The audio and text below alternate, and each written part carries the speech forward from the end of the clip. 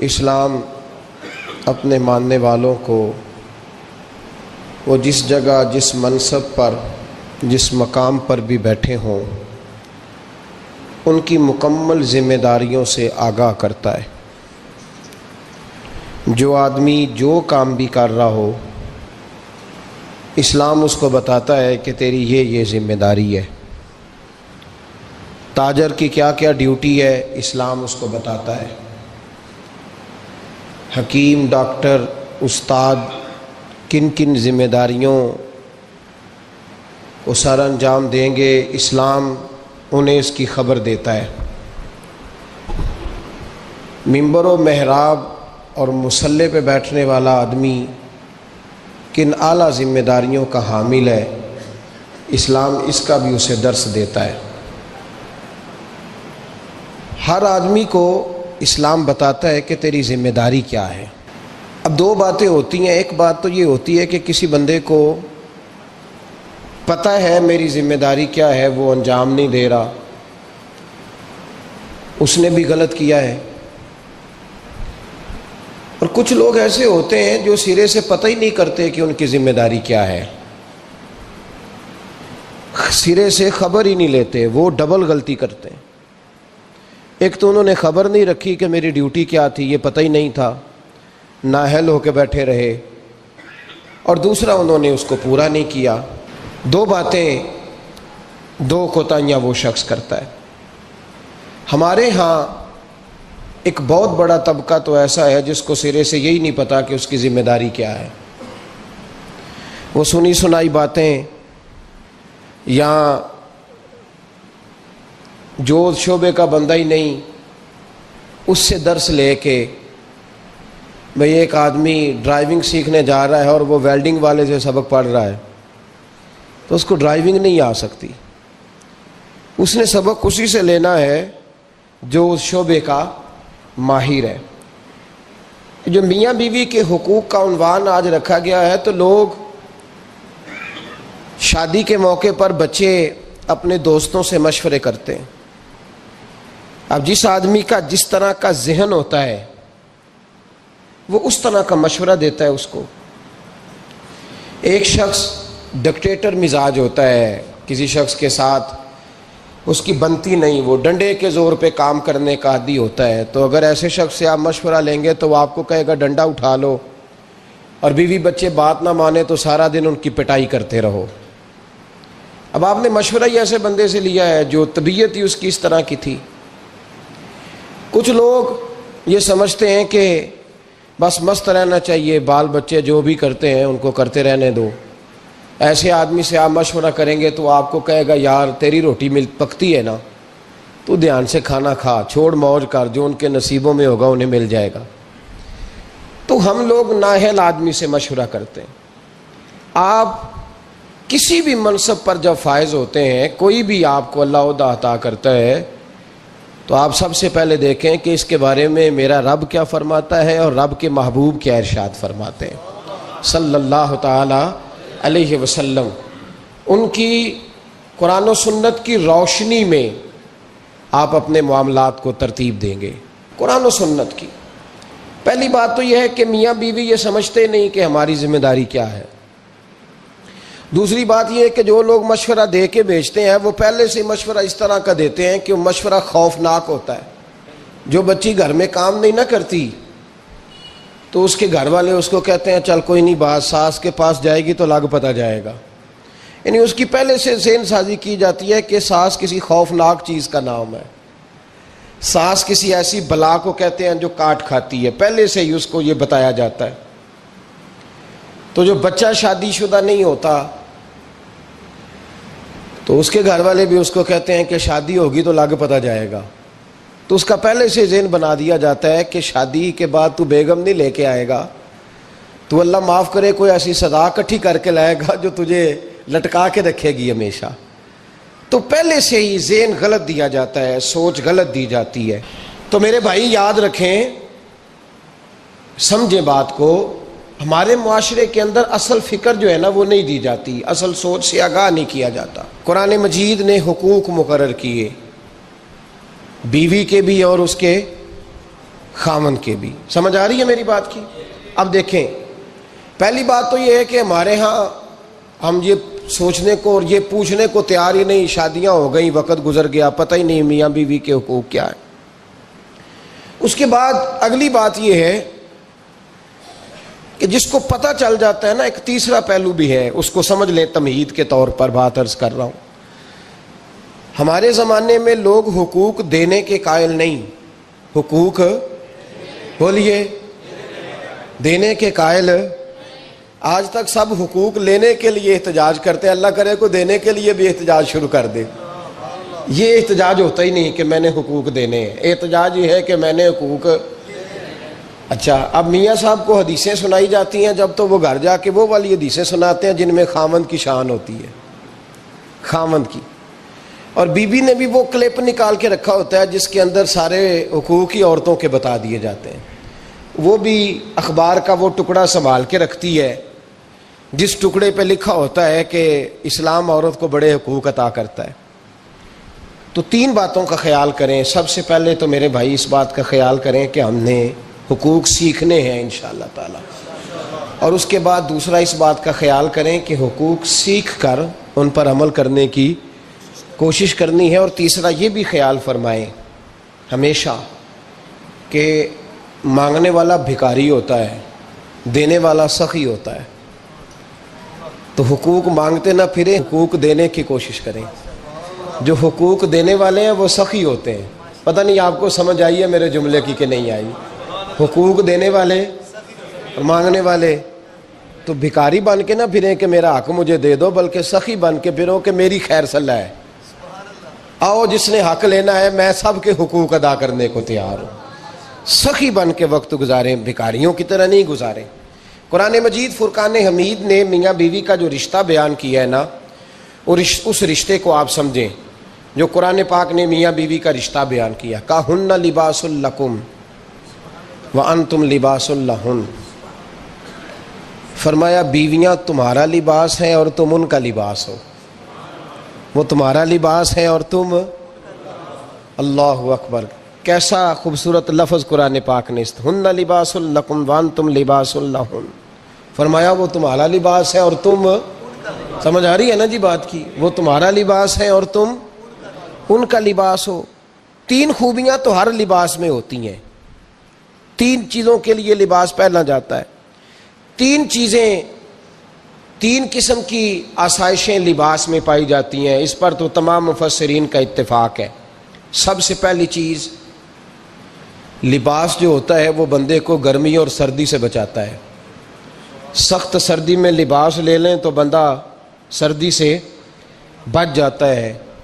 اس کا مطلب یہ ہوا کہ میاں بیوی ایک دوسرے کا لباس ہیں۔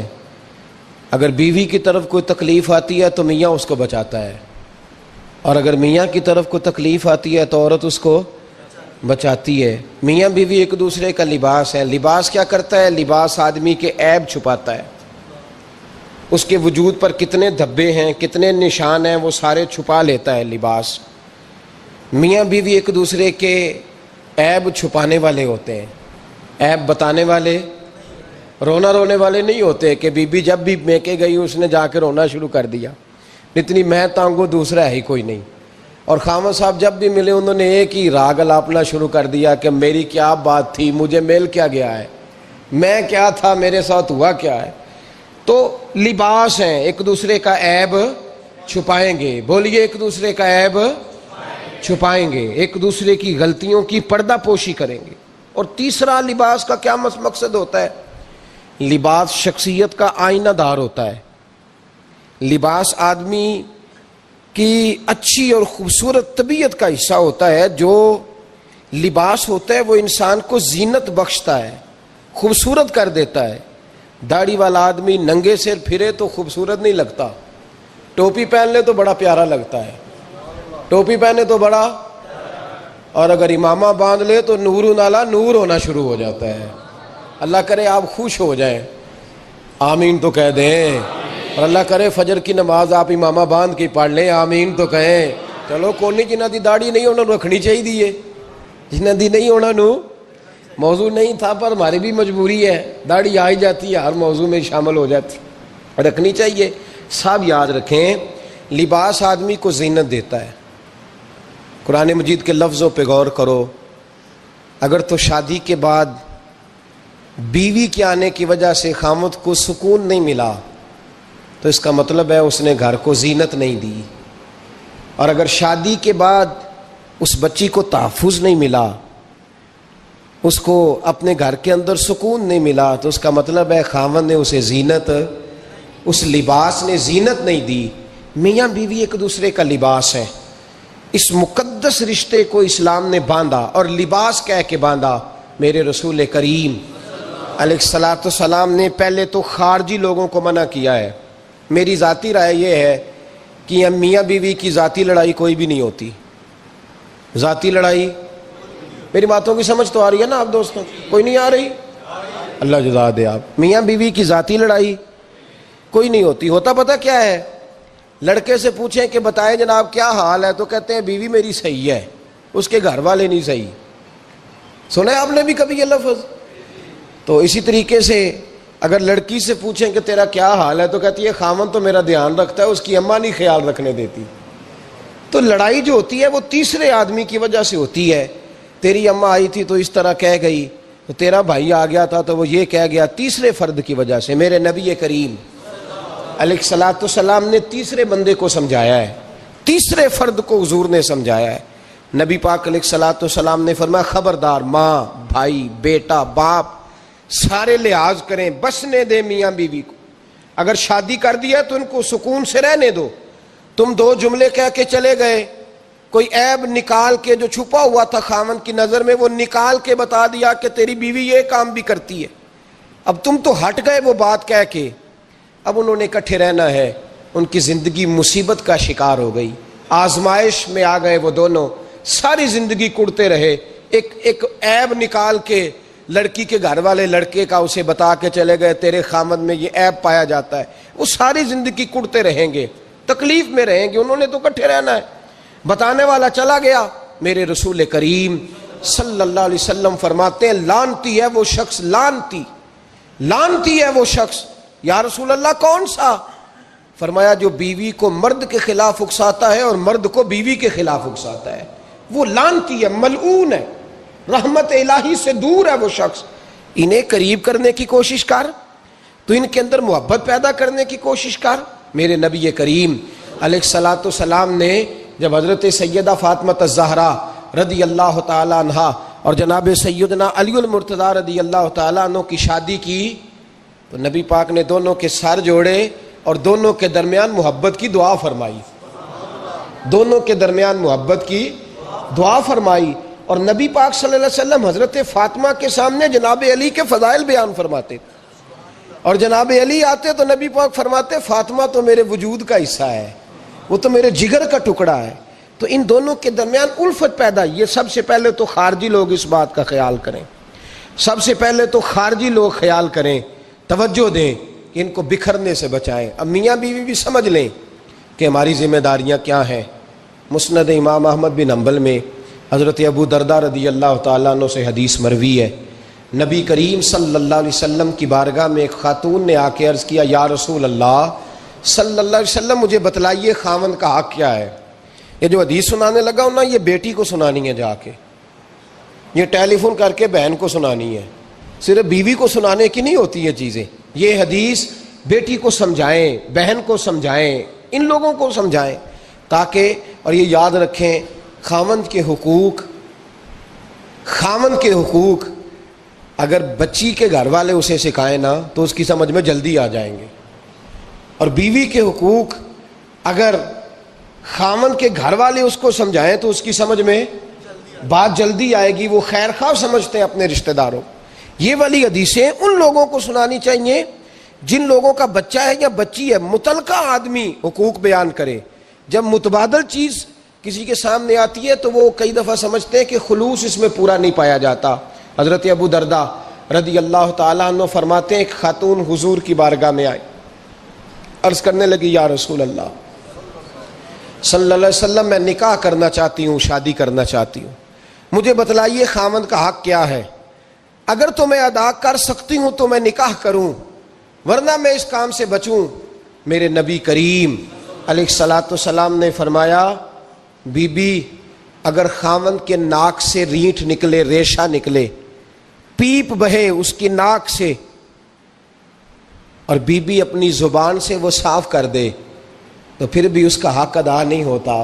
حضرت ابو دردہ کہتے ہیں آنکھ کھول کے اس عورت نے دیکھا تو میرے نبی پاک نے اگلے جملے ارشاد فرمائے، حضور نے فرمایا تو ان باتوں میں حیرت کر رہی ہے، میں اگر خدا کے علاوہ کسی کو سجدے کا حکم دیتا تو میں عورت کو کہتا اپنے خاوند کو سجدہ کرے، میں اس کو کہتا یہ کام کرے۔ میرے رسول کریم علیہ الصلاۃ والسلام نے حقوق کا تعین فرمایا، حقوق کا تعین فرمایا، اور نبی کریم صلی اللہ علیہ وسلم نے فرمایا جو عورت اس حال میں مر گئی، اس حال میں دنیا سے گئی کہ اس کا خاوند اس سے راضی تھا، اس کا شوہر اس سے راضی تھا، اس کا گھر والا اس سے مطمئن تھا، تو میرے نبی پاک فرماتے ہیں جب دنیا سے جائے گی تو رب کریم جنت کا دروازہ کھول کے فوراً ہی جنت میں داخل فرما دے گا، اس کو بغیر روک ٹوک جنت دے دی جائے گی۔ شرط یہ ہے کہ وہ جب دنیا سے جائے تو اس حال میں جائے کہ اس کا خاوند اس سے شکوے نہ کرتی پھرے، شکایتیں نہ کرتی پھرے، شکایتیں نہ کرے۔ ہمارے زمانے میں شکایتیں ہوتی ہیں اور خواتین، عورتیں اس بات کو سمجھتی نہیں کہ اللہ نے جو میرے نصیب میں رکھا تھا اور جو خاوند رب نے میرے لیے پسند کیا تھا وہ اللہ نے مجھے عطا فرما دیا ہے۔ وہ شکوے کرتی ہیں، شکایات کرتی ہیں، اور دوسری عورتوں کو سامنے رکھ کے وہ فلاں کے حصے میں یہ چیز آئی، فلاں کے حصے میں یہ چیز آئی، فلاں کا خاوند یوں کرتا ہے، شکوہ کرتی ہیں۔ میرے رسول پاک علیہ السلام نے فرمایا عورتیں کثرت سے جہنم میں جائیں گی، کثرت سے۔ تو ایک صحابی رو پڑے، ایک حدیث میں لفظ یہ ہے رو پڑے، عرض کرنے لگے یا رسول اللہ وہ ہماری مائیں بھی ہیں، بیٹیاں بھی ہیں، بہنیں بھی، حضور جہنم میں جائیں گی؟ نبی پاک صلی اللہ علیہ وسلم نے فرمایا ایک تو وہ عیب جوئی کرتی ہیں، غیبتیں کرتی ہیں، دوسرا رب کا شکر ادا نہیں کرتی، اور تیسرا فرمایا اپنے خاوند کا بھی شکریہ ادا نہیں کرتی، بات بات پہ ناشکری کرتی ہیں، بات بات پہ ناشکری کرتی، اس سبب سے جہنم میں جائیں گے۔ عورت کے حقوق کا تعین فرمایا، اور ساتھ ہی میرے رسول پاک علیہ السلام نے مرد کی طرف توجہ فرمائی، اور کیا خوبصورت لفظ ارشاد فرمائے، فرمایا تم میں ہر آدمی اپنے آپ کو اچھا سمجھتا اور اچھا کہتا ہے، ہر آدمی کہتا ہے، لیکن کوئی اگر مجھے آ کے پوچھے گا کہ محبوب آپ کی امت میں اچھا کون ہے، تو حضور فرماتے ہیں میں اسے اچھا سمجھوں گا جو اپنے گھر والوں کے حق میں اچھا ہے، جو اپنی بیوی خیرکم خیرکم لأہلہ، تم میں سے بہترین وہ ہے جو اپنے گھر والوں کے لیے اچھا ہے۔ اور فرمایا جاؤ میرے گھر جا کے پوچھ لو وانا خیرکم لأہلہ، میں تم سب سے زیادہ بڑھ کر اپنے گھر والوں کے لیے اچھا ہوں، تم میں بہترین وہ ہے جو اپنے گھر والوں کے لیے، بال بچوں کے لیے، بیوی کے لیے اچھا ہے۔ رسول کریم علیہ الصلاۃ والسلام نے خاوند کو حکم دیا اور ارشاد فرمایا کہ عورت ٹیڑھی لکڑی ہے، بیچاری کو اللہ نے عقل پوری نہیں دی۔ ایک بچہ چھوٹا ہوتا ہے، ہمیں پتہ ہوتا ہے کہ اس کا شعور پورا نہیں، اگر کوئی غلطی کرے تو کیا اسے نکال دیا جاتا ہے گھر سے؟ بولے، چھوٹا بچہ ہے وہ کئی دفعہ بڑا نقصان کر دیتا ہے، آپ کیا کہتے ہیں؟ اسے مارتے ہیں، کلاڑی لے آتے ہیں اس کے لیے؟ اس طرح کرنا چاہیے، اس کے ابے کو بلا لینا چاہیے، بےزتی کرنی چاہیے پنچایت میں بٹھا کے کہ یہ غلطی کی ہے تیرے بچے نے۔ بھائی دادا یہ کام کرتا ہے؟ بولے نا، کیوں نہیں کرتا؟ وہ کہتا ہے ہمارا بچہ نہ سمجھ ہے، اپنا پوتا ہے، ہمارا اپنا ہے، اگر ہم اس کا باہر نکالیں گے تو بڑا کام غلط ہو جائے۔ لیکن وہی ابا جی جب بہو کوئی غلطی کر بیٹھتی ہے تو پنچایت بلاتے ہیں، لوگوں کے سامنے معاذ اللہ تعالیٰ بڑی کڑوی کسیلی باتیں کرتے ہیں، ایسی باتیں کرتے ہیں کہ جو ان کی بیٹی کے بارے میں کہی جائے تو وہ کبھی پسند نہ کریں، اتنے سخت جملے کہے جاتے ہیں، بیٹی والے کو رسوا کیا جاتا ہے۔ میرے نبی کریم علیہ الصلاۃ والسلام نے فرمایا یہ ٹیڑھی لکڑی ہے، بیچاری کو اللہ تبارک و تعالیٰ نے اپنی حکمت کے تحت عقل عادی عطا فرمائی ہے، تم اگر چاہو گے سیدھی کرنا تو یہ ٹوٹ جائے گی، سیدھی نہیں ہوگی۔ حضور کیا کریں؟ فرمایا اس کے ساتھ گزارا کرو، اللہ تمہیں اجر عطا فرمائے گا، اس کے ساتھ وقت گزارو، اللہ تمہیں اس کا، یہ ذہن بنانا چاہیے خاوند کو کہ یہ، اور خاوند کی ذمہ داری ہے۔ اعلیٰ حضرت رحمۃ اللہ علیہ نے فتاوی رضویہ کی 24ویں جلد میں بالتفصیل لکھا ہے، آپ فرماتے ہیں خاوند کی ذمہ داری عورت کو کپڑا فراہم کرنا، روٹی فراہم کرنا، رہنے کے لیے گھر دینا، نان نفقے کا خیال کرنا. اور آپ فرماتے ہیں اگر وہ مطالبہ کرے تو ہفتے میں ایک دن اس کے ماں باپ سے ملانے بھی لے جا سکتا ہے. ہفتے میں جی کوئی نہیں بول دے تسی ہفتے چ نہیں، یہ نہیں صحیح لفظ، ہر ہفتے اے سوکھ ہے. کدوں ملان کھڑنا ہے؟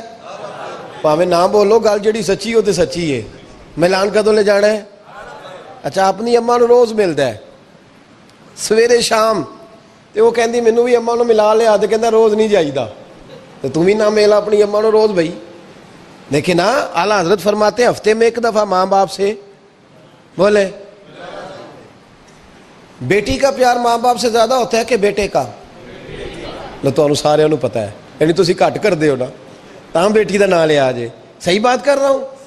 تو جس کا پیار زیادہ ہے اس کو روک دیا، کہتے نہیں روز نہیں جائیدہ، سال بعد جائیں. بلکہ ان تے اللہ خیر کرے، اللہ پاک فضل کرے. داماد صاحب کی عزت ہی نہیں نہ ہوتی، اس کو آنکھوں پہ بھی اٹھائے تو کہتے ہیں تیرے گھر دے میری عزت نہیں کر دے. پتہ نہیں ہن تو عزت بھائیا کیڑی شے دا نام رکھیا ہے، وہ کیڑی ہے جڑی تینوں چاہیے ہے، اللہ ہی بہتر جانتا ہے. عزت نہیں کرتے تو لہذا میرا پروٹوکول نہیں، پھول لے کے کھڑے نہیں ہوتے گلی میں، وہ باہر نہیں نکلتے، وہ اشتہار نہیں چھاپتے کہ داماد صاحب آ رہے ہیں. اور ویسے بھی میں کہاں جاؤں، مطلب یہ کہ چپس بھی نہیں ہے، انہوں نے سنگ مرمر بھی نہیں لگوایا ہوا، تو میں کیسے جاؤں، میری شان کے خلاف. اعلیٰ حضرت فرماتے ہر ہفتے وہ بیٹی جو ہے، تو بیٹیاں بیٹیاں ہوتی ہیں. اور یہ تو اس دن پتہ چلتا ہے نا جب اپنی بیٹی بندہ ڈولی میں ڈالتا ہے، پھر پتہ چلتا ہے کہ دل کرتا ہے ہر ہفتے اس کو ملنے کو، دل کرتا ہے کہ وہ آئے، چہرہ دکھائے، ایک دفعہ مل جائے، ہر ہفتے اس کو ملوانے لے کے جائے، اس کی غلطیاں معاف کرے، اس کے عیبوں پہ پردہ ڈالے، اس کی کوتاہیوں کا خیال کرے، اس سے درگزر کرے. میرے نبی کریم صلی اللہ علیہ وسلم نے فرمایا میں اپنی امت کو حکم دیتا ہوں کہ اپنی بیوی سے بغض نہ پالنا، بغض نہ پیدا کرنا. کوئی غلطی کرے تو بغض نہ پیدا کرنا، بغض نہ رکھ لینا سینے میں کہ تو ہے ہی ایسی، تو ہے ہی، بغض نہ پالنا. اور کیا خوبصورت لفظ ہیں حضرت خدیجہ الکبریٰ کے سرتاج کے، اور کیا لفظ ہیں جناب سیدہ آمنہ کے لال کے. میرے نبی پاک فرمانے لگے اگر تمہیں اپنی بیوی کی کوئی عادت ناپسند ہے تو غور کر لو، ڈھونڈ لو، اس میں ایسی بھی عادت تمہیں ضرور مل جائے گی جو تمہیں بڑی پسند ہوگی. ڈھونڈ لو، غور کر لو، مل جائے گی. کوئی ایسی بھی مل جائے گی جو تمہیں بڑی پسند ہوگی، وہ بھی تمہیں مل جائے گی. ڈھونڈو تو صحیح، تلاش تو کرو. بغض کی اینک نہ لگانا، بغض کی اینک لگا کے دیکھو گے تو کچھ نہیں ملے گا. نبی رحمت سید عالم صلی اللہ علیہ وسلم، پہلی بات یہ ہے کہ اللہ کے حبیب نے تعین فرمایا، اور پھر عملی طور پر حضور نے وہ چیزیں کر کے دکھائیں. حضرت سیدہ طیبہ طاہرہ جناب فاطمہ کو نبی پاک نے رخصت فرمایا. حضرت علی کے گھر کے سارے کام جناب فاطمہ کرتی تھی، سارے کام. کسی ایک جگہ بھی شکایت نبی پاک صلی اللہ علیہ وسلم نے نہیں فرمائی کہ میری بیٹی سارے کام کرتی ہے، بلکہ حضرت اسماء کے بارے میں صحیح ستہ میں روایت ہے، جناب ابو بکر صدیق کی صاحبزادی، یہ نبی پاک صلی اللہ علیہ وسلم کے پھپھی زاد بھائی حضرت زبیر بن عوام، عشرہ مبشرہ صحابی، ان کے گھر میں بیاہی گئی تھی. حضرت جناب اسماء کہتی ہے میں مالدار باپ کے گھر سے گئی تھی، امیر باپ تھے جناب صدیق اکبر، میں تاجر باپ کے گھر سے گئی تھی، لیکن زبیر بن عوام کے گھر میں گئی تو فرماتی ہے مجھے ان کے اونٹوں کو چارہ بھی ڈالنا پڑتا تھا، مجھے گھر کے سارے کام کرنے پڑتے تھے.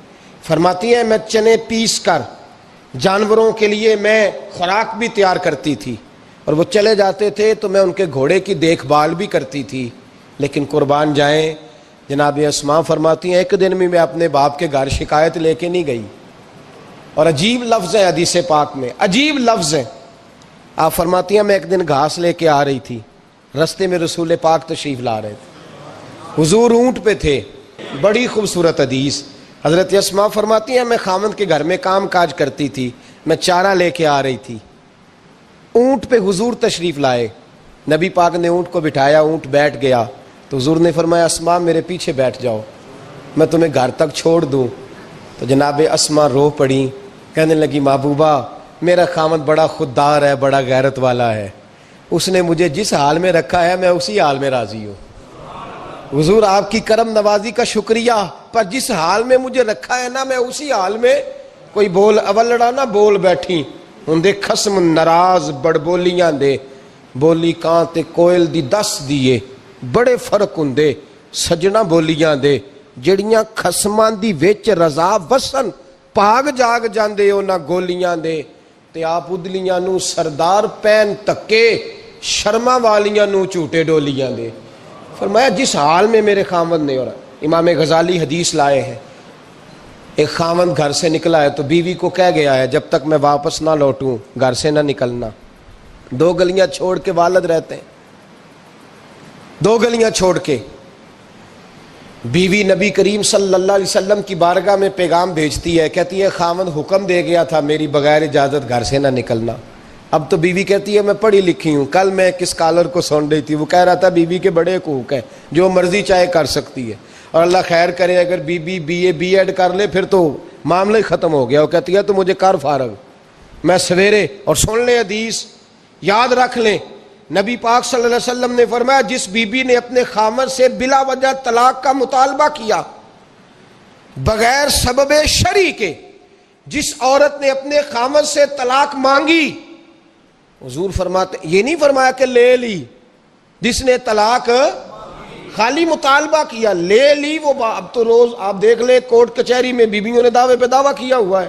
خامدوں کی طرف سے بھی زیادتی ہوتی ہے، اس میں شک نہیں، میں سائڈ کو سیف نہیں کرتا، بڑے ظلم ہوتا ہے. آج بھی جہالت کی بات کرتے ہیں بعض لوگ، لیکن چھوٹی چھوٹی باتوں پہ دعوے ہو جاتے ہیں عدالتوں میں. نبی کریم علیہ السلام نے فرمایا جس عورت نے بلا وجہ اپنے خامد سے طلاق کا مطالبہ کیا رب کریم اسے جنت کی خوشبو بھی عطا نہیں فرمائے گا. جس نے صرف مانگی ہے اسے خوشبو نہیں دے گا. خامد جہاد پہ چلا گیا، کسی سفر پہ چلے گئے، کہہ گئے میری اجازت کے بغیر گھر سے نہ نکلنا. والد بیمار ہو گئے، خاتون حضور کی بارگاہ میں پیغام بھیجتی ہے، کہتی ہے یا رسول اللہ خامد حکم دے گیا تھا گھر سے نہ نکلنا، والد بیمار ہے، کیا حکم ہے؟ نبی پاک نے فرمایا چاہے تو جا سکتی ہے، پر خامد کی اطاعت کرے گی تو اس کے لیے زیادہ بہتر ہو جائے گا. 2-4 دن کے بعد پھر پیغام بھیجتی ہے، کہتی ہے محبوبہ باپ شدید بیمار ہے، حکم کیا ہے؟ نبی پاک علیہ الصلوۃ والسلام نے فرمایا چاہے تو جا سکتی ہے، کیونکہ حضور شارع ہے نا، مختار ہے شرعی معاملات میں، کسی کو چاہے تو کسی چیز کی بھی اجازت عطا فرما سکتے ہیں. فرمایا میں اجازت دیتا ہوں جا سکتی ہے، پر خامد کی اطاعت میں رہے گی تو اس کے لیے بہتر. حد ہو گئی بھائیو، حد ہو گئی. عرض کرتی ہے حضور باپ انتقال کر گیا ہے، باپ انتقال کر گیا، بیٹی ہوں کیا کروں، رہ نہیں سکتی. حضور نے فرمایا میں اجازت دیتا ہوں چلی جائے، پر خامد کی فرما برداری کرے گی تو بہتر ہو جائے گا. صحابہ کہتے ہیں پہلے وہ پیغام بھیجتی تھی، جب باپ کا انتقال ہوا تو اس شام مصطفیٰ نے پیغام بھیجا، فرمایا پتہ کرو گئی تو نہیں، پتہ کرو گئی تو نہیں. صحابی نے واپس آ کے عرض کی حضور کوئی نہیں گئی. فرمایا جاؤ اسے جا کے میری طرف سے خوشخبری دے دو کہ تو نے اپنے خامد کی فرما برداری کی ہے، رب کریم نے تجھے بھی بخش دیا ہے، تیرے باپ کی بھی بخشش فرما دی، تیرے اس عمل نے تیرے باپ کی بخشش کا سبب بنا دیا ہے. میرے بھائی جڑیاں خسماں دی وچ رضا وسن پاگ جاگ جاندے ہو نہ گولیاں دے ان کو. اور یہ تعلیم میں نے کہا بیٹی کو دینے والی، یہ بہن کو بتانے والا مسئلہ، یہ اپنے گھر کے اندر ترویج کرنے والا دین ہے. میرے نبی کریم علیہ الصلوۃ والسلام نے حکم دیا، ارشاد فرمایا کہ یوں کریں. اور عورتوں کو نبی پاک نے تاکید فرمائی، فرمایا تم مجھے گارنٹی دو کہ 5 نمازیں پڑھو گی، روزے رکھو گی، شرعی پردے کی حفاظت کرو گی اور اپنے خامند کی فرما برداری کرو گی. تم 4 باتوں کی گارنٹی دو، میں اللہ کا رسول ہو کے تمہیں جنت کی گارنٹی عطا کرتا ہوں. اور یہ بھی یاد رکھیں جس گھر میں میاں بیوی کا سلوک نہیں ہوتا وہ گھر سارا تباہ ہو جاتا ہے، وہ سارا گھر اذیت کا شکار رہتا ہے. اور آپ کو پتہ ہے سب سے زیادہ نقصان کس کا ہوتا ہے؟ اس گھر کے بچوں کا. وہ بچے ٹوٹ پھوٹ کا شکار ہوتے ہیں، انہیں سمجھ نہیں آتی کہ باپ کی طرف جائیں کہ ماں کی طرف جائیں. جس گھر کے اندر میاں بیوی کا سلوک نہیں ہوتا، جس گھر کے اندر میاں بیوی میں محبت نہیں ہوتی، ان دونوں کے درمیان جب پیار ہوتا ہے، ان دونوں کے درمیان جب محبت ہوتی ہے. ہمارے ہاں تو ایک دوسرے کے رشتہ داروں کی طرف دیکھنا ہی لوگ پسند نہیں کرتے. میرے نبی کریم علیہ السلام کا کمال یہ تھا کہ جناب ختیجہ کے وہ بچے جو پہلے شوہر سے تھے، ایک دفعہ وہ بچے وہ کلمہ پڑھ گئے، مسلمان ہوئے۔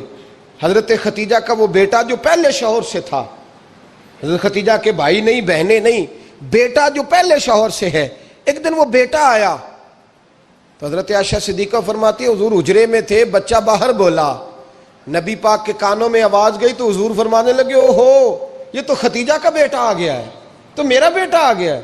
فرماتی ہیں دوڑ کے حضور گئے، گلے سے لگایا، پیار کیا، محبت فرمائی نبی پاک صلی اللہ علیہ وسلم۔ تو اللہ کے رسول صلی اللہ علیہ وسلم تو زوجہ کے گھر والوں کے ساتھ، بلکہ کنز المال میں حدیث ہے، حضرت عائشہ صدیقہ رضی اللہ تعالیٰ عنہ فرماتی ہیں دوپہر کو حضور کہلا فرماتے تھے، آرام کرتے تھے۔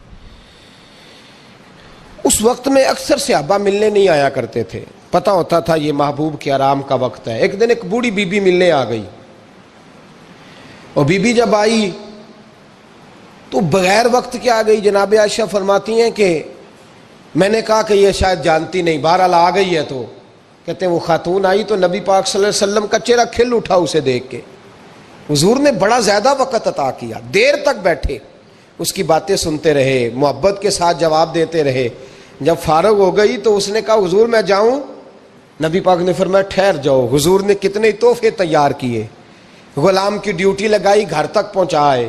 حضرت عائشہ صدیقہ فرماتی ہیں نبی کریم صلی اللہ علیہ وسلم لیٹ گئے، میرے دل میں خیال آیا حضور آرام کر رہے ہیں، رات کو جب واپس آئیں گے عشاء کے بعد تو پوچھوں گی یہ عورت کون ہے۔ لیکن جب میں اٹھ کے نبی پاک کے قریب گئی تو اللہ کے رسول تو بیدار ہیں۔ تو میں نے فوراً کہا، میں نے کہا یا رسول اللہ صلی اللہ علیہ وسلم جتنا وقت آپ نے اس خاتون کو دیا ہے میں نے کبھی کسی کو دیتے دیکھا نہیں۔ یہ آئی بھی اس وقت میں جس میں روٹین سے صحابہ تشریف نہیں لاتے، اور پھر آپ نے بڑا انفرادی وقت دیا، اس کو بڑا اہم وقت دیا۔ کون تھی یہ عورت؟ تو حضرت عائشہ کہتی ہیں محبوب کی آنکھوں میں آنسو آ گئے۔ میں نے کہا یا رسول اللہ میں نے کوئی ایسی بات کر دی کہ آپ کو تکلیف پہنچی، میں معافی چاہتی ہوں، کون تھی؟ تو نبی پاک نے فرمایا نہیں عائشہ یہ کوئی عام بی بی نہیں، یہ میری پہلی زوجہ جناب ختیجہ کی سہیلی تھی۔ فرمایا یہ مکے میں اکثر ختیجہ کے پاس آیا کرتی تھی، ختیجہ اسے وقت دیتی تھی، تحفے دیتی تھی، اس کے پاس بیٹھتی تھی۔ میں نے وہ سارا آج ختیجہ کا عمل دہرایا ہے، اور میں نے ختیجہ کی اس یاد کو تازہ کیا۔ حسن العہد من الایمان، فرمایا رشتہ اچھے طریقے سے نبھانا یہ بھی ایمان کا حصہ ہے، یہ بھی ایمان کا حصہ ہے۔ میں نے اس عہد کو، اس پیمان کو، اس محبت کو اچھے طریقے سے نبھایا ہے۔ میرے نبی کریم علیہ السلام نے عورت کے بارے میں، اس کے حقوق کے بارے میں یہ تعین فرمایا۔ خاوند کو کہا کہ وہ اس بات کا خیال کرے، عورتیں اطاعت والا کام کریں اور خاوند شفقت والا کام کرے۔ اور شفقت وہیں ہوتی ہے جہاں کوئی غلطی ہوتی ہے، درگزر وہیں ہوتا ہے جہاں کوئی کوتاہی۔ عورت اطاعت کرے، فرما برداری کرے، اس کو حکم ہے، خاوند درگزر کرے، شفقت کرے، اور کوئی کوتاہی دیکھے، کوئی غلطی دیکھے اس پر پردہ پوشی کرنے کی کوشش کرے۔ یاد رکھیں اعلیٰ حضرت فاضل بریلوی رحمۃ اللہ علیہ فرماتے ہیں جو مردان خدا ہیں، جو اللہ کے بندے ہیں، جو مردان خدا ہیں، فرمایا ان کا طریقہ تو یہ ہے کہ وہ اپنے گھر والوں کی بڑی بڑی غلطیاں معاف کرتے ہیں، بڑی بڑی کوتاہیاں، بڑی بڑی۔ حضرت ابو الحسن رحمۃ اللہ تعالیٰ علیہ، جناب ابو الحسن خرقانی بہت بڑے درویش صوفی گزرے ہیں، اور صاحب بصیرت اور زندہ اور بیدار مغز صوفی تھے، صرف ہو والے صوفی نہیں تھے۔ ان کو خبر ہی نہیں کہ معاشرے میں میں کھٹکتا ہوں دل عالم میں کانٹے کی طرح، اور تو فقط اللہ ہو اللہ ہو اللہ ہو۔ حضرت ابو الحسن خرقانی خانقاہ بھی آباد کرتے تھے، اور معاشرے میں کبھی ظلم ہوتا تھا تو بادشاہوں کا جا کے حقہ پانی بھی بند فرما دیا کرتے تھے۔ بڑے بیدار مغز اور بیدار ذہن صوفی تھے۔ حضرت باجید بستامی رحمۃ اللہ علیہ کے سجادہ تھے، اور محمود غزنوی آپ کا مرید تھا۔ اب بہت صاحب بصیرت بادشاہ ہوا ہے، وہ آپ کا خدمت گزار تو حاضر ہوتا تھا۔ محمود غزنوی کہتے ہیں جب میں پہلے دن گیا تو بابا جی مجھے اٹھ کے نہیں ملے، بیٹھے بیٹھے سلام کیا، واپس آنے لگا تو مجھے چھوڑنے آئے میری سواری تک۔ تو میں نے کہا حضرت جی جب آیا تھا تو پوچھا بھی نہیں اور اب چھوڑنے آ گئے۔ تو فرمانے لگے جب تو آیا تھا تیرے اندر تکبر تھا، تو کہتا تھا مولوی بادشاہوں کو اٹھ اٹھ کے ملتے اس لیے نہیں ملا، اور اب تو سوچ رہا ہے کہ نہیں سارے مولوی ایک طرح کے نہیں ہوتے، اس لیے میں تیری عزت دینا تیرے لیے ضروری سمجھا ہے۔ اس لیے تجھے چھوڑنے آیا ہوں۔ حضرت ابو الحسن بڑے صاحب بصیرت آدمی، ایک آدمی یمن سے آیا کئی 100 کلومیٹر کا سفر طے کر کے ملنے، اس نے دروازے پہ دستک دی، حضرت کے گھر کے دروازے، بادشاہ کے پیر ہیں، اندر سے بی بی صاحبہ بولی کون ہے دروازے پہ؟ فرمایا میں یمن سے آیا ہوں یا مصر سے آیا ہوں، بڑی دور سے ملاقات کرنی ہے۔ حضرت صاحب کدھر ہیں؟ تو بی بی کہنے لگی تجھے بھی کوئی کام نہیں جس طرح اسے کوئی کام نہیں، تو بھی فارغ ہے اس کی طرح، بس یہی اللہ اللہ یہی ڈیوٹی ہے تیری بھی۔ میں نے کہا یار اتنا بڑا صوفی اور گھر میں اس کا کیا حال ہے، ایک وہ بات کرنے والی۔ تو میں نے کہا جناب حضرت کدھر ہیں؟ تو کہنے لگی وہ کوئی جنگل میں بیٹھا اللہ اللہ کر رہا ہوگا، نہ بچوں کی فکر نہ گھر بار کی فکر، مسئلوں سے بھی پیٹ بھرتے ہیں، کبھی ادھر بیٹھا ہوگا، جا ملنا ہے تو تو بھی چلا جا، دوبارہ دروازے پہ دستک نہ دینا خبردار۔ کہتے ہیں میرے وہ جو میں ایک ذائچہ بنا کے آیا تھا نا اللہ کے ولی کا، وہ میرا سارا ہی ٹوٹ گیا۔ میں نے کہا کچھ نہیں یار، جس کا گھر حال نہیں تو باہر کیا ہوگا، اندر ہی کوئی طبیعت نہیں۔ لوگ فٹافٹ اعتراض کرتے ہیں، کہتے ہیں صاحب فلاں بندے کو نہیں صحیح کر سکے تو، حالانکہ یہ بات اور ہے، یہ پہلو اور ہے۔ نوح علیہ السلام کی بیوی اگر کافر رہ جائے، بیٹا اگر غیر مسلم رہ جائے تو یہ حکمت الہی ہوتی ہے، یہ اللہ پاک کی حکمت ہوتی ہے، حکمت ہوتی ہے، اس میں پیغمبر کی تبلیغ میں کوئی اعتراض نہیں کیا جا سکتا۔ اس نے کہا جنگل میں ہوں گے تو بھی چلا جا۔ کہتے ہیں وہ جو میرے ذہن میں ان کا زاویہ تھا، وہ جو ایک شخصیت کا روپ میں بنا کے وہ تو نکل گیا، لیکن میں نے کہا چل اتنی دور سے آیا ہوں بابے سے میل ہی لیتا ہوں، شام ہو گئی ہے رات بھی رہنا ہے۔ کہتے ہیں میں نے جنگل کی طرف منہ کیا تو حضرت جنگل سے آ رہے تھے اور شیر پہ بیٹھے ہوئے تھے، شیر پہ بیٹھے تھے۔ فرماتے ہیں پھر میرے دل میں خیال آیا، میں نے کہا بی بی قابو آتی نہیں اور شیر کو قابو کیا ہوا ہے۔ پھر وسوسہ آیا اتقوا فراست المومن فإنہ ینظر بنور اللہ، رواہ ترمذی او کما قال صلی اللہ علیہ وسلم۔ اللہ کے رسول فرماتے ہیں مومن کی فراست قلبی سے ڈرو، وہ تو اللہ کے نور سے دیکھا کرتا ہے، اللہ کے دیے ہوئے نور سے دیکھتا ہے۔ اللہ اکبر۔ جب یہ بات سنی نا، اس نے کہتے میں نے دل میں سوچی تو حضرت میرے دل کی بات جان گئے اور فرمانے لگے او بھائی، کہتے میں نے کوئی حال بتایا نہیں، خود ہی فرمانے لگے میاں اس کے اندر صرف ایک ہی غلطی ہے کہ وہ زبان کی ٹھیک نہیں، بستر کی بڑی پاک ہے، نظر کی بڑی پاک ہے، کردار کی بڑی اچھی ہے، میرے بچوں کو پالتی ہے، بس زبان کی ذرا ٹھیک نہیں۔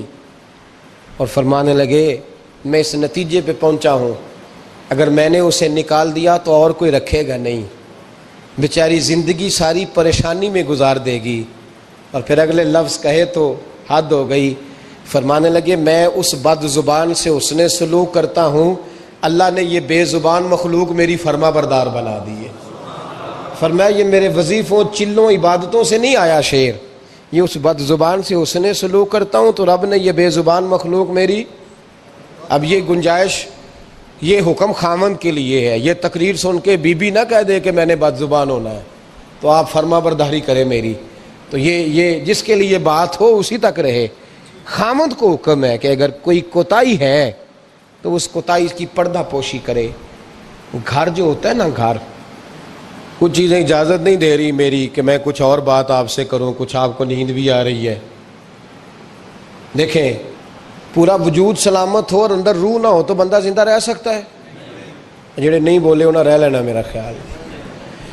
وجود ہو سارا سلامت ہے لیکن روح سلامت، بندہ بچ جائے گا؟ بولے نا یار، جنہیں نیند آ رہی ہو بولو، نہیں نہ رہ سکتا۔ پورے گھر میں ہر شے ہو، ذمہ داری سے بات کر رہا ہوں، پورے گھر میں ہر شے موجود ہو، اگر گھر میں دین نہ ہو تو گھر چلتا نہیں چل سکتا۔ جس گھر میں نماز نہ ہو وہ گھر نہیں چلتا، جس میں قرآن پاک نہ ہو وہ گھر، اس لیے کہ دین روح ہے، دین اگر گھر میں دین نہیں تو گھر چل سکتا؟ سن لے حدیث پاک ترمذی شریف کی، نبی کریم علیہ الصلاۃ والسلام، یہ بھی حق ہے، یہ آخری بات اس عنوان پہ سنیں، یہ حق آخری ہے، اس کو بھی سمجھیں۔ ترمذی شریف میں نبی پاک علیہ السلام نے فرمایا، دعا دی حضور نے، نبی پاک فرماتے ہیں اللہ اس بی بی کو جزائے خیر دے، اللہ اس پہ رحم فرمائے جو سویرے اپنے خامند کو نماز کے لیے جگاتی ہے، اور اگر نہ اٹھے تو پانی ڈال کے جگاتی ہے، اور فرمایا اللہ اس خامند پر رحم کرے جو سویرے اپنی بیوی کو نماز کے لیے جگاتا ہے، اور اگر نہ اٹھے تو پانی ڈال کے جگاتا ہے، رحم کرے۔ سب سے زیادہ حق میاں بیوی کا ایک دوسرے کا ساتھ یہ ہے کہ انہیں دیندار بنائے۔ دین کی جس بات کا خامند کو پتہ ہے، اعلیٰ حضرت نے لکھا ہے کہ خامند کی ذمہ داری ہے بیوی کو تعلیم دینا، یہ اس کی ڈیوٹی ہے پردے کا پابند کرانا، اس کی ذمہ داری ہے کہ اسے قرآن و سنت کے جو احکام پتہ ہے اپنی بیوی کو سکھائے، اس کو بتلائے، اس کو سمجھائے، ذمہ داری ہے اس کی۔ فرمایا اللہ اس پہ رحم کرے، ذمہ داری ہے ایک دوسرے کو مذہب سے آشنا کریں، پیار کے ساتھ محبت کے ساتھ قائل کریں۔ خامند بڑی باتوں میں روٹھ جاتا ہے، اگر کبھی اس بات پہ بھی روٹھ جائے کہ آج نہیں روٹی کھانی تیرے ہاتھ کی، انہیں نماز ہی نہیں پڑھی، تو آج نہیں میں نے تیرے ساتھ کوئی بات کرنی اس لیے کہ تیری آواز گلی میں نے سنائی دی ہے مجھے، تو خامند کو چاہیے کہ اسے دینداری سکھائے۔ عورت کو بھی چاہیے کہ وہ کہے صاحب تھوڑی روٹی کھا لینی ہے لیکن مہربانی کریں حلال رزق لے کے آئیں، مجھے زیادہ کپڑوں کی ضرورت نہیں، میں پرانے پہ گزارا کر لوں گی لیکن میرے بچوں کے حلق سے ہرا نہیں گزرنا چاہیے کہ دینداری ایک دوسرے کو سکھائیں، ایک دوسرے کو۔ حضرت سلطان باہو کا نام تو سنا ہوگا آپ حضرات نے، الحمدللہ کافی لوگوں نے سنا ہوگا۔ حضرت سلطان باہو رحمۃ اللہ علیہ کے جو والد تھے ان کا نام تھا حضرت بازید، جاگیردار تھے، دنیا دار تھے، بہت بڑے مالدار تھے۔ فرماتے مذہب کی طرف میرا رجحان نہیں تھا، چوتھی شادی کی بی بی راستی کے ساتھ۔ بی بی صاحبہ بڑی نیک تھی، بی بی صاحبہ کہتی ہیں میرا دل کرتا تھا میرا خامد بھی نمازی ہو جائے، اور عام دنیا دار نہیں تھے، 7 جاگیروں کے مالک تھے۔ بڑا مشکل ہوتا ہے، پیران نظام کے آستانوں پہ غریب لوگ رہ گئے، جڑا 4 جماعتاں پڑھ جائے یا پیسے آ جائیں انہوں نے تو کسی پیر دی لوڑ ہی کوئی نہیں، اور اگر بندہ مالدار ہو تو کئی پیروں دے آپ مرید ہوندے نے، وہ کہتے ہیں مینوں آپ کنے پیر سلوٹ کر دیں۔ ایک صاحب نے میری ایک دفعہ افطاری کی تو کہنے لگے آپ کی افطاری ہے، اس جگہ ایک اجتماع سے میں نے بیان بھی کرنا تھا، تو واپسی پہ ان کے ہاں انہوں نے مجھے فوٹویں دکھانی شروع کر دی۔ اب یہ بھی ایک مسئلہ ہے نا، کیا کہتے ہیں اس کو، سیلفی جی، بڑے بڑے سیانے بندے ساری دیہڑی یہی کام کرتے رہتے ہیں اور کم ہی کوئی نہیں سرے، تو وہ مجھے تصویریں دکھانے لگے، اے پیر صاحب دی بھی میں دعوت کیتی، اے پیر صاحب دی بھی میں دعوت کیتی، اے پیر صاحب دی بھی میں دعوت کیتی، اے پیر صاحب دی بھی میں دعوت، 14-15 پیر مجھے گنوا دیے۔ تو کھانے تو بعد مینوں کہنے لگے کہ تسی دوبارہ کدو آؤ گے؟ میں کہا جدو تسی 200 بندے نو میرا بھی نام دس لو گے ادو آ جائیں گے۔ اب مالدار آدمی ہے نا، تو اب بعد میں مجھے ایک دو دفعہ انہوں نے فون کیا، میں کہا وہ بڑے بڑے پیراں دی اس لسٹ وچ میں اپنا نام نہیں شامل کرانا چاہتا، میں نے تو نہ چھوٹیاں جی رہن دے بھائی، ہم بچتے ہیں اس کام سے، بچتے ہیں ایسے آدمی سے۔ وہ کسی درویش نے کہا تھا جس کی ہر بات میں پوشیدہ ہو نشتر کی چبھن، ایسے ہر صاحب احسان سے ڈر لگتا ہے، بچنا چاہیے۔ تو مالداروں کے تو آپ بڑے مرید ہوتے ہیں، کئی پیر حاضریاں دیتے پھرتے ہیں، کئی مولوی دستے نگر ہوتے ہیں، معاذ اللہ، اللہ خودداری اور عزت نفس عطا کرے، آمین تو کہہ دیجئے، دینداری کی اللہ توفیق عطا فرمائے۔ تو بہت بڑے جاگیردار تھے حضرت سلطان باہو رحمۃ اللہ علیہ کے والد۔ بی بی صاحبہ کہتی ہے نمازی بنانا تھا خاوند کو، کس کو؟ کس نے بولے؟ کس نے نمازی بنانا ہے؟ اور بیوی کو کس نے بنانا ہے؟ پکی گل ہے جی۔ میں ایک کونسلر صاحب نوں میں کہا ماشاءاللہ جیت گئے ہو؟ کہندے ہاں جی۔ میں کہندے جی کوئی حکم ہوئے تو مینوں دسو۔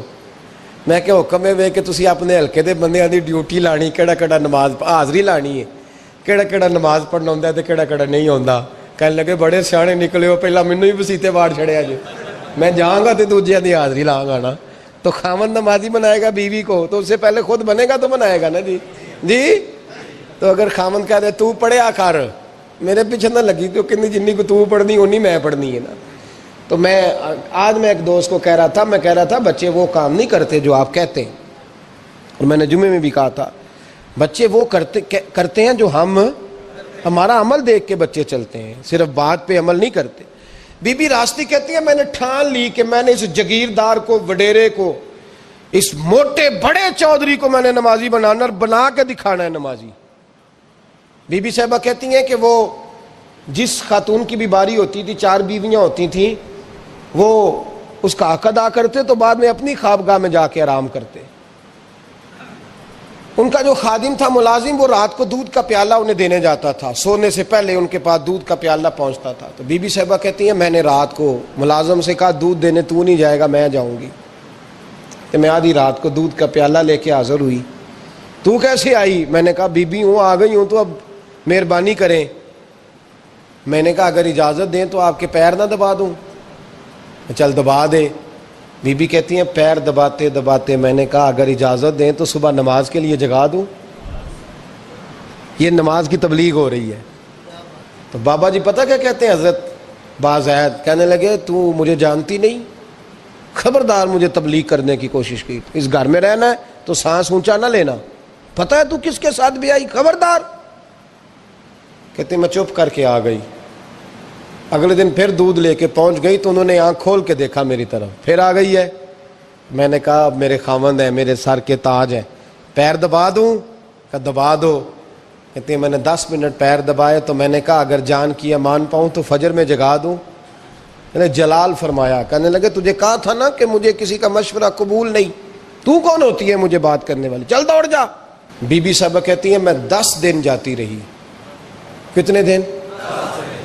انہوں نے سختی بھی کی, برا بھلا بھی کہا, اور کئی دن یہ بھی کہا کہ کل آئی تو پھر یاد رکھنا. کہتی ہیں 10ویں دن میں گئی تو حضرت بازید کہتے ہیں میرے دل میں خیال آیا یہ جان چھوڑنے والی نہیں, یہ باز نہیں آئے گی. اور چلو ہے بھی تو میری بیوی, غلط بات بھی کوئی نہیں کر رہی, کہہ بھی نماز کر رہی ہے. کہنے لگے اگر میں سویرے اٹھ جاؤں تو پھر دوبارہ تو نہیں آئے گی, تو دوبارہ تو نہیں آئے گی. یہ دیکھیں میاں بیوی کا آپس میں رشتہ. سویرے اگر میں اٹھ جاؤں نماز کے لیے تیرے کہنے پہ تو میری جان چھوڑ دے گی تو. بی بی صاحبہ کہنے لگی میں دوبارہ نہیں آؤں گی, آپ مہربانی کریں سویرے اٹھ جائیں. کہنے لگے چل تو میری بیوی ہے, ایک بار مان لیتا ہوں تیری بات, سویرے جگا دینا. بی بی راستی کہتی ہے میں پہلے سو کے اٹھا کرتی تھی, وہ رات میں سوئی نہیں. کہتی میں ساری رات رو کے گزار دی, ساری رات, اور بیدار رہ کے گزار دی. سویرے فجر کے وقت پانی گرم کیا, بغل میں مصلی لیا, خامد کو بیدار کیا, وضو کرایا, اور کہتی ہیں جب وہ اللہ اکبر کہہ کے سنتوں کی نیت باندھی تو میرے اس طرح آنسو گرے جیسے سیلاب آتا ہے اور دریا کا بند ٹوٹتا ہے. اور میں نے رو کے کہا مولا میرے اختیار میں یہیں تک تھا, میں مصلی پہ کھڑا کر سکتی ہوں, میں دل تو نہیں نہ بدل سکتی, وہ تیرے قبضے میں ہے, مقلب القلوب ہے, فضل کار اس کا دل بدل دے. فرماتی ہیں میں روتی رہی, 2 رکعتیں پڑھ کے میری طرف دیکھا تو فرضوں کی نیت باندھ لی, اور 2 فرض پڑھ کے پھر میری طرف دیکھا. کہنے لگے خبردار سویرے جگانے آئی تو. میں نے کہا جی نہیں جگاتی. میری طرف دیکھ کے کہنے لگے تو نہیں جگائے گی آج کے بعد میں تجھے نماز کے لیے جگایا کروں گا, میں تجھے جگاؤں گا. آپ فرمانے لگی وہ نمازی بن گئے, میں پہلے ہی نمازی تھی. جب ان 2 نمازیوں کا ملاپ ہوا تو اللہ نے سلطان باہو جیسا بیٹا عطا فرمایا, سلطان باہو جیسا بیٹا عطا فرمایا. میرے بھائی میاں بیوی ایک دوسرے کو دیندار بنائیں گے, ایک دوسرے کو نمازی بنائیں گے, وہ ایک دوسرے پہ. اور کس طرح کا بڑا مشکل ہوتا ہے بیوی اپنے خاوند کی تعریف کرے, مشکل ہوتی ہے. اعلیٰ حضرت فاضل بریلوی رحمۃ اللہ تعالی علیہ کی زوجہ, ان کا طریقہ یہ تھا کہ وہ اتنی شناسہ ہو گئی تھی, اعلیٰ حضرت لکھتے تھے تو وہ واقف ہو گئی تھی, وہ کتاب کا اعلیٰ حضرت فرماتے تو وہی کتاب اٹھا کے زوجہ لاتی.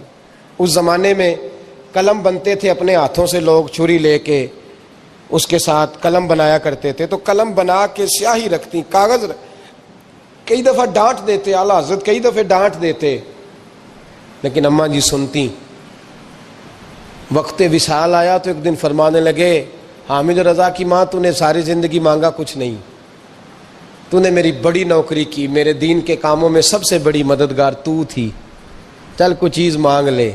جب دین کے رشتے ہوتے ہیں تو پھر معاملے بھی دینداری کے طے ہوتے ہیں, کچھ مانگ لے. بڑا کچھ مانگ لیتی ہیں نا بیویاں, بڑا کچھ. اعلیٰ حضرت کی زوجہ کیا کہتی ہیں؟ کہتی ہیں میں نے آپ کو صبح و شام دیکھا ہے، میں نے آپ کے دکھ سکھ دیکھے، خوشی غمی میں آپ کا رویہ دیکھا ہے، میں نے آپ کو ہمیشہ دیندار اور پرہیزگار پایا ہے۔ اگر مجھے کچھ دینا ہے تو ہاتھ اٹھا کے میری بخشش کی دعا کر دیں، اور اگر صبح قیامت مجھے ضرورت پڑی تو میری سفارش کر دیں گے۔ اعلیٰ حضرت رو پڑے، یہ دینداری کے رشتے ہیں، رو پڑے، فرمانے لگے تیرے ساتھ وعدہ ہے، مصطفیٰ کریم صلی اللہ علیہ وسلم کے صدقے احمد رضا جب جنت میں جائیں گے تو تجھے ساتھ لے کے جنت میں جائیں گے، ساتھ لے کے جائیں گے۔ تو بھائی دینداری بنائیں، ہن لباس لکم وانتم لباس لہن، وہ تمہارا لباس ہے اور ان کا لباس ہو۔ رمضان شریف آ رہا ہے، ارادہ کر لیں کہ تراویحیں ساری جماعت کے ساتھ پڑھنی ہیں، پڑھیں گے انشاءاللہ تعالی۔ نوجوانوں سے میری گزارش ہے، جوان بچوں سے، ضروری کوئی مذہبی چیز آپ نے دیکھنی ہو، سننی سنانی ہو تو ٹھیک ہے، ورنہ رمضان میں موبائل استعمال نہ کریں، مہربانی فرمائیں، ارادہ کریں۔ اگر کبھی مجبوری بن جائے نا تو ہسپتالوں میں بھی 2-2 گھنٹے بندے کو ایک ٹانگ پہ کھڑے ہونے پڑ جاتا ہے، پاسپورٹ کے دفتر لوگ کھڑے رہتے ہیں، شناختی کارڈ کے دفتر کھڑے رہتے ہیں۔ ارادہ کرو قرآن پاک سننے کا، اور مسجد میں حاضر ہو کے با جماعت 20 تراویحیں پوری پڑھو، اور عشاء سے پہلے آؤ، سنتیں ادا کر کے مسجد میں نماز پڑھو۔ روزہ کوئی شیطانی وسوسہ قریب نہ آنے دو، روزے رکھنے ہیں اور انشاءاللہ رکھنے ہیں، پورے رکھنے۔ مزدور آدمی جو مزدور ہے وہ کہتا ہے میں مزدور ہوں، میں کیسے رکھوں؟ او خدا کے بندے، رب تعالیٰ نے تیرے اوپر فرض کیے ہیں، وہ کہتا ہے میں وہ چیز فرض کرتا ہی نہیں جو تو اٹھا نہ سکے، اس کو پتا تھا ہم رکھ لیں گے تبھی فرض کیے نا، اور مزدور کو تو اللہ اجر بھی زیادہ عطا کرتا ہے، کسی وسوسے پہ نہ لگے۔ اور قرآن، یہ 2 باتیں ہو گئی، روزہ اور تراویح، اور تیسرا دن کے 2 حصے کریں، جو وقت بچ جائے اس کے 2 حصے کریں، آدھے حصے میں قرآن پاک پڑھنا ہے اور آدھے حصے میں درود و سلام پڑھنا ہے، یہ وظیفے پکے کر لیں۔ اور جو لوگ غریبوں کی مدد کرتے ہیں، مسکینوں کی، یتیموں کی، ان سے میری گزارش ہے کہ وہ مہربانی کریں تو 1 رمضان کو لوگوں کے ساتھ تعاون کریں۔ کس تاریخ کو جی؟ بولے قاری صاحب نے سوٹ کدن دین دے ہو جی، تاکہ کوئی درزی سی کے نہ دے وے، ایک ادھر پان آنا لے وے سوٹ، مولوی بھی نواں، یہ ساڈا مولوی یہ تے پرانے دی چنگا لگتا ہے، اور پہلے دے میاں یہ کام بھی پہلے کریں تاکہ وہ سلا لیں اور سلا کے پہن لیں۔ میری باتوں کی سمجھ آ رہی ہے آپ حضرات کو؟ غریب کے ساتھ، مسکین کے ساتھ، جس کے ساتھ بھی کوئی تعاون کرنا ہے وہ پہلے کریں، پہلے اپنے بچوں کو کپڑے بعد میں اور غریبوں کے بچوں کو پہلے، تاکہ وہ شریک ہو، رمضان میں شریک ہو، کسی کو سودا پہلے دیں، جو پہلے کرنے کے کام ہیں ان کو پہلے کریں، مہربانی فرمائیں۔ رمضان کی نیت کریں، ارادہ کریں، اپنے اندر ذوق پیدا کریں۔ میں نے اپنے دوستوں کو کل سبق دیا ہے کہ کام مجبوری سے بھی ہو جاتا ہے اور شوق سے بھی، لیکن مجبوری سے کرنے سے مزہ نہیں آتا، شوق سے کریں تو مزہ ہی آ جاتا ہے، مزہ نہیں، مزہ ہی آ جاتا ہے۔ تو کام کریں گے، لطف آئے گا آپ کو روزے رکھنے کا، عبادت کرنے کا، لیکن لطف کے ساتھ کریں، اپنے اوپر بوجھ بنا کے نہ کریں، پھر آپ کو ذائقہ نصیب ہوگا۔ اللہ سمجھنے کی توفیق عطا فرمائے۔ آخر دعوانا